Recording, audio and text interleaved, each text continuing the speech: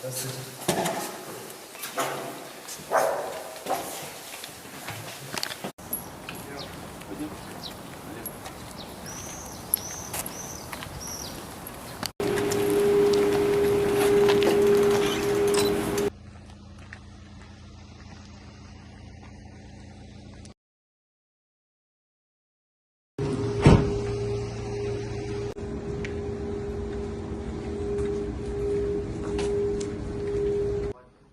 Ознакомьтесь, протокол задержания подозреваемого.